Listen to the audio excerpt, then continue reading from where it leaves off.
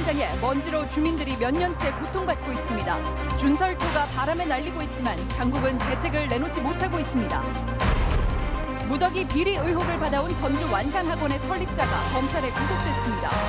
30억 원 넘게 공금을 횡령했다는 게 검찰의 설명입니다. 공공기관 입사 경쟁률이 조금씩 하락하고 있습니다. 기술직의 경우 처우는 좋지만 경쟁률은 상대적으로 낮아서 입사를 노려볼 만합니다. 여러분 안녕하십니까? 전주 MBC 뉴스데스크입니다. 매립공사가 한창인 새만금 지역 주민들이 기본적인 삶이 어렵다며 단체 행동에 나섰습니다. 이유는 눈뜨기조차 힘든 모래먼지 때문인데요. 2006년 매립공사가 시작된 뒤 해마다 같은 상황이 되풀이되고 있다고 합니다. 새만금 현지 모습을 조수영 기자가 취재했습니다. 지난 2016년 가을, 새만금 매립지에서 3km 떨어진 부안군 개화면의 한 마을 모습입니다. 창틀뿐 아니라 방바닥까지 모래먼지가 뒤덮였는데 3년이 지난 지금의 사정도 별반 다르지 않습니다. 보다 못한 부안 지역 9개 마을 주민 200여 명이 단체 행동에 나섰습니다. 무대책이 대책이었다. 우리 주민들이 느끼기로는 이런 뭐 펜스도 친다고 하지만은 그런 것은 자연 앞에는 형식이다. 저는 지금 새만금 공사 현장에 나와 있습니다. 이곳은 현재 소속 5에서 6m의 강한 바람이 불고 있는데 이런 준설토들이 바람에 날려 인근 마을을 덮치고 있는 겁니다. 매립공사가 시작된 지 올해로 13년째. 새만금 날림먼지는 한두 해 문제가 아니지만 주민들은 갈수록 상황이 심각해진다고 입을 모읍니다.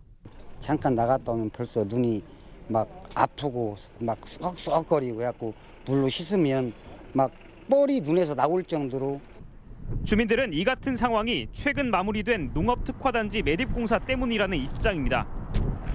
매립에는 날림이 심한 갯벌 준설토를 사용했는데 먼지 발생을 막을 녹화 사업이 전혀 이루어지지 않고 있다는 겁니다. 관리를 담당하는 농어촌 공사는 일부 구간에 풀씨를 뿌리는 등 노력을 기울였다는 입장이지만 지극히 소극적인 수준에 불과합니다.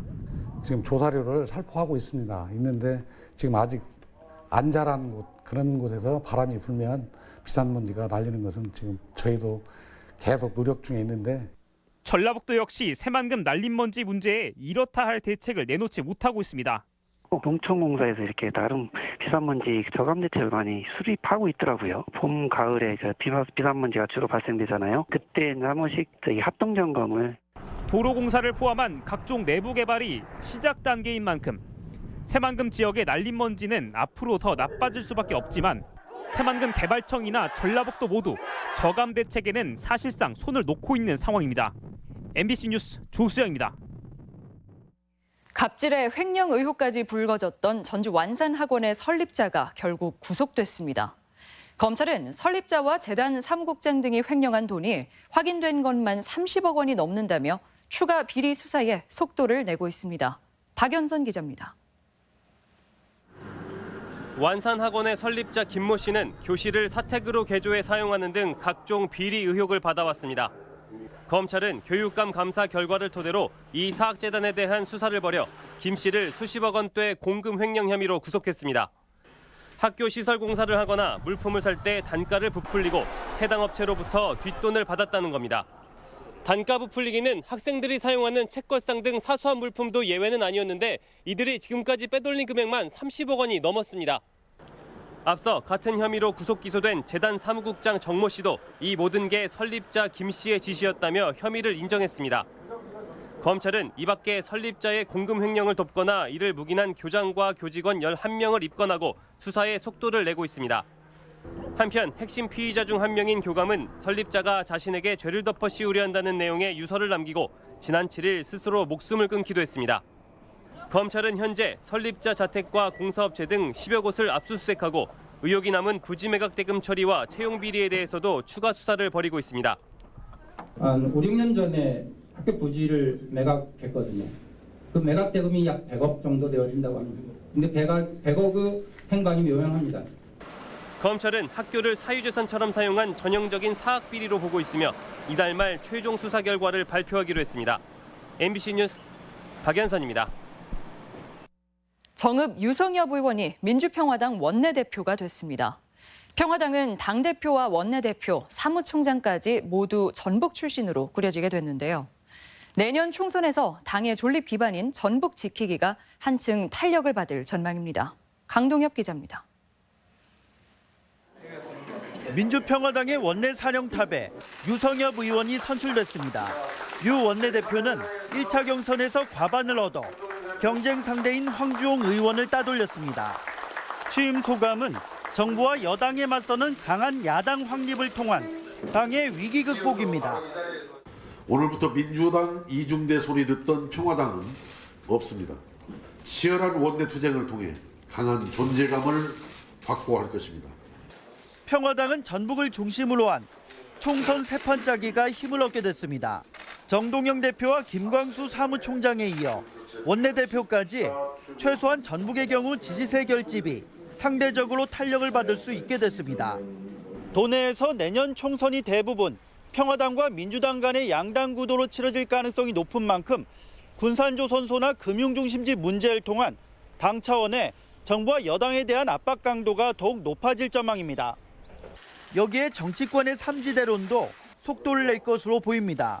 조금 어렵고 시간이 걸릴지 몰라도 제3지대의 교섭단체를 구성하는 것이 더 바람직한 일이지.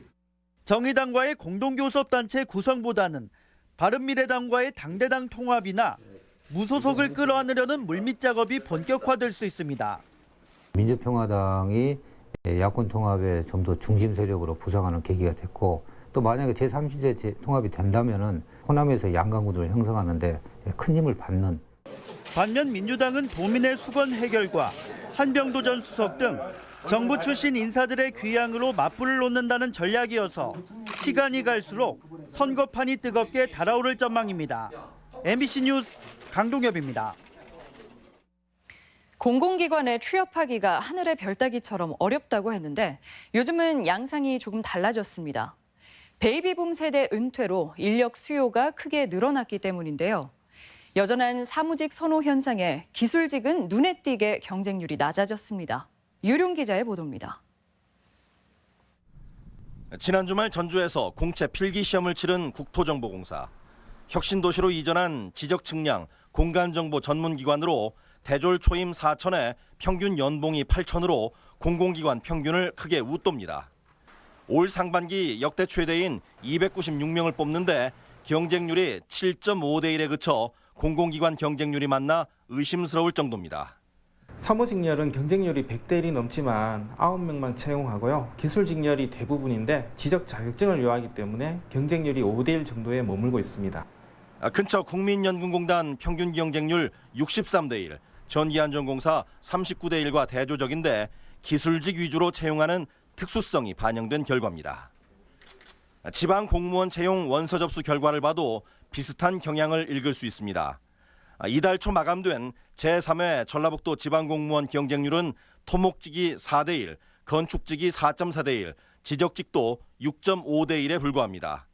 10대 1이 넘는 경쟁률을 보였던 2017년과 확연히 다른 모습입니다.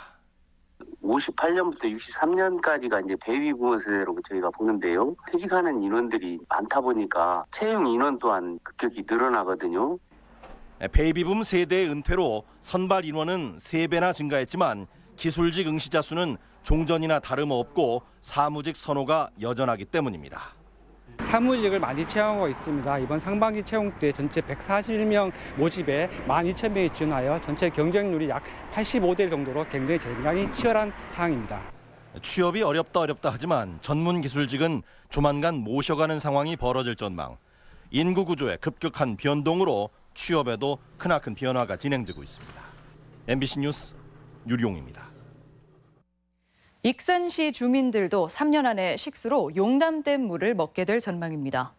기존 상수원의 수질 악화로 시민 건강을 위해 어쩔 수 없는 선택인데 수돗물 값은 가정마다 몇천 원씩 오르게 됩니다. 임홍진 기자입니다. 수돗물 전 단계인 원수가 정수장까지 흐르는 익산 시내 대간선 수로입니다. 완주의 경천, 동상, 대하댐에서 출발한 용수는 약 28km를 지나 익산 시내 두 곳 정수장에서 처리돼 각 가정에 공급됩니다. 하지만 위생과 물 부족 문제에 부딪혀 지난 용담댐 물을 이용하는 상수도 광역화 필요성이 꾸준히 제기돼 왔습니다. 물이 생명수잖아. 근데 이렇게 좀 물이 오염된다면은 참 심각한 문제죠. 그런데 최근 용역비 5억 원이 시의회를 통과돼 기본 계획이 추진되고 있습니다. 금강정수장이 준공된 지가 66년이 됐고요. 신흥정수장이 45년이 됐습니다. 정수시설이 노후화됨에 따라서 저희가 정수하는 데 많은 애로사항이 있습니다. 현재 익산 읍면 지역에만 공급되는 용담댐 물은 전체 상수 공급량의 47%. 이에 비해 100% 용담댐에 의존하는 시군은 전주와 군산, 김제 등 7곳입니다. 익산 같은 5개 지자체는 광역과 자체 생산을 병행하고 2개 지자체는 전량 자체 생산 체제를 유지하고 있습니다. 익산시는 광역 상수도를 전면 운영할 경우 동지역은 매월 3,300원, 읍면 지역은 1,400원의 인상 요인이 발생할 것으로 예측했습니다. 하지만 수질 악화가 심화되고 관리 비용도 만만치 않아 3년 후 광역 상수도를 구축하려면 사업을 더 이상 늦출 수 없다는 입장입니다. 기본계획 용역을 발주한 데 이어 익산시는 다음 달 공청회를 개최해 안정적이고 맑은 수돗물 공급 정책에 대한 시민들의 다양한 의견을 수렴해 상수도 광역화 사업에 적극 반영한다는 방침입니다. MBC 뉴스 임홍진입니다. 전주의 특례시 지정을 촉구하는 서명운동에 70만 명이 참가한 것으로 집계됐습니다. 전주시는 지난달 4일부터 한 달간 특례시 촉구 서명에 당초 목표치인 30만 명보다 2배 이상 많은 70만 명이 참가했으며 이달 말 청와대와 국회, 행정안전부에 서명부를 전달하겠다고 밝혔습니다. 하지만 일부에서는 전주시 관변 단체들이 서명운동을 주도해 참가자가 중복되거나 동원됐을 가능성이 제기되고 있습니다. 전북도 의회가 임시회를 열고 9일간의 회기에 돌입했습니다. 이번 회기에는 도교육청 추가 경정 예산안 4,300여억 원에 대한 심사를 포함해 문화예술교육 지원과 기록관 설치 운영 조례안 등 15건의 의안을 처리할 예정입니다. 한편 본회의 진행은 뇌물수수 혐의로 재판에 넘겨진 송성환 의장 대신 한완수 부의장이 진행했습니다. 전라북도 지역은 일부 시군이 올 들어 최고 기온을 기록하는 초여름 날씨를 보였습니다. 완주의 낮 최고 기온은 29.2도까지 치솟았으며 정읍은 28.1도, 부안 27.3도로 올 들어 가장 더웠습니다. 기상청은 이어진 맑은 날씨로 대기열이 축적돼 기온이 평년보다 5도 이상 높았다며 이번 주말까지는 초여름 날씨가 이어질 것으로 내다봤습니다. 오늘의 간추린 소식입니다. 전북현대가 축구 꿈나무 양성을 위한 축구인재 육성 사업 5기에 참여할 학생들을 선발했습니다. 우리 지역 아동센터 등에서 선발된 73명의 초등학생들은 현대차 후원으로 축구교실 등을 지원받게 됩니다. 농협전북본부가 군산항에서 확산 추세인 아프리카 돼지열병의 국내 유입 방지 캠페인을 진행했습니다. 농협은 중국을 오갈 때 축산시설을 가지 말고 축산물에 반입도 하지 말 것을 당부했습니다. 농촌진흥청과 코레일은 정읍과 순창 등 전국 7개 농촌 지역을 둘러볼 수 있는 기차 여행 프로그램인 농뚜레이를 개발하고 관광객 모집에 들어갔다고 밝혔습니다. 임실 치즈랜드에 대규모 장미 정원이 조성됩니다.